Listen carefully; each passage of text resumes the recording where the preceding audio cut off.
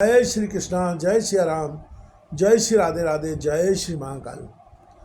जब भक्त नरसिंह मेहता के पुत्र की मृत्यु हुई, उस कथा को भी आप श्रवण कीजिएगा।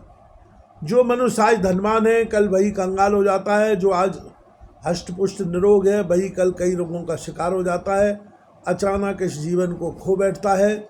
इसलिए हमारे प्राचीन गुरुजनों तथा महात्माओं ने इस संसार की नश्वरता दिखलाने के लिए इसे अब छाया की उपमा दी है।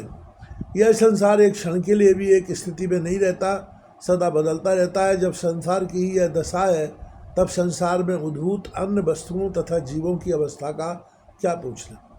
भक्तराज नरसिंह राम पर भी संसार का चक्र घूमा। एक दिन जिस श्यामलदास का विवाह इतने धूमधाम से किया गया था, वह श्यामलदास विवाह के कुछ ही समय बाद अकस्मात इस लोक से सदा के लिए विदा हो गया। परंतु संसार में रहने पर भी, संसार सागर की उत्ताल तरंगों द्वारा आंदोलित होने पर भी भगवान के सच्चे भक्त उसके दाग से वंचित रहते हैं, बल्कि सांसारिक दुखों को वे भगवत कृपा मानकर बड़े उल्लास के साथ वर्ण करते हैं, क्योंकि उनकी दृष्टि में दुख उनके भगवान प्रेम को और भी प्रगाढ़ बनाता है। यही कारण है कि कुंती ने भगवान श्री कृष्ण से यह वरदान मांगा था कि हे भगवान, यदि आप मुझ पर प्रसन्न हैं तो मुझे सदा दुख ही दीजिए। फिर परम भागवत नरसिंह राम जी को ही दुख क्यों होता? उन्होंने तो पहले ही सब कुछ भगवान का समझ रखा था और केवल भगवान को ही अपना लिया था। भगवान श्री कृष्ण का भजन निरंतर करते करते उनका हृदय भगवानमय हो गया था।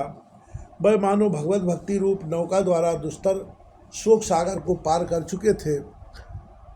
इकलौते पुत्र की मृत्यु तथा नव विवाहिता पुत्र वधू के वैधव्य जैसे महान सांसारिक दुख से वह लेश मात्र भी व्यथित न हुए, बल्कि पुत्र शोकाकुला माणिकबाई को सांत्वना देने के लिए उन्होंने उस अवसर पर यह पद भी गा दिया। भलू थयु भांगी जजाल, सुखे भजी श्री गोपाल, भला हुआ छूटा जंजाल, ससुख भजेंगे श्री गोपाल। पति की ऐसी दृढ़ता देखकर और उनके उपदेश से प्रभावित होकर माणिकबाई का भी शोक दूर हो गया। दोनों पति पत्नी भगवान श्री कृष्ण की कृपा से इस घटना को एकदम भुलाकर आनंदपूर्वक भगवत भजन और साधु सेवा में पूर्वत जीवन बिताने लगे।